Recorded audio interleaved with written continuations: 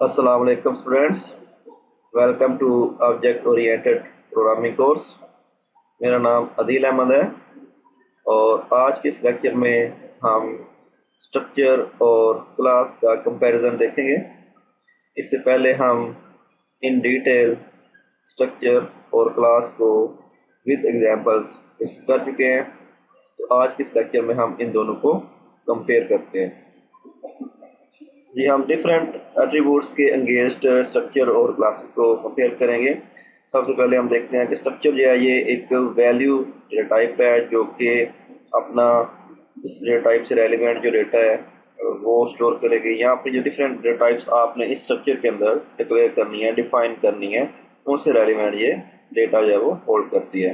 अब value data type का मतलब ये है कि ये ऐसी डेटा टाइप है जो कि जो सी हम इसको मेमोरी असाइन करेंगे, ये उसी मेमोरी के अंदर ही अपना डेटा जो है वो स्टोर करेगी।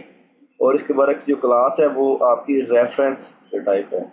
रेफरेंस डेटा टाइप का मतलब होता है कि ऐसी डेटा टाइप जो कि अपना डेटा किसी और मेमोरी लोकेशन के अंदर स्टोर करती है और उसका जो रेफरेंस है, उसका जो मेमोरी एड्रेस है वो अपने पास महफूज कर लेती है।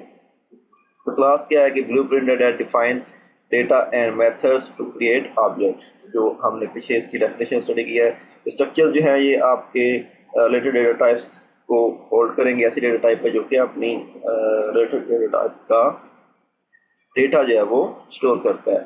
और जो क्लास है ये एक ऐसी कह लें कि स्ट्रक्चर है, एक ऐसा हमारे पास कंस्ट्रक्ट है जो कि डेटा और मेथड्स दोनों को डिफाइन करता है और फिर उनको ऑब्जेक्ट के जरिए एक्सेस करता है।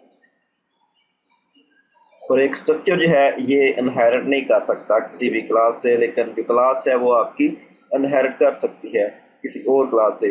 इनहेरिटेंस का जैसे कि हमने पहले भी डिस्कस किया है कि आप दूसरे कंस्ट्रक्ट का, दूसरी क्लास का जो है उसके वेरिएबल्स और उसके फंक्शंस को आप अपने इस क्लास के अंदर जो कि दूसरी क्लास से इनहेरिट कर रही है उसके अंदर री यूज कर सकते हैं। तो क्लास जो है वो ये काम कर सकती है कि ये इनहेरिट कर सकती है अदर क्लासेस से और अदर स्ट्रक्चर से भी ये इनहेरिट कर सकती है।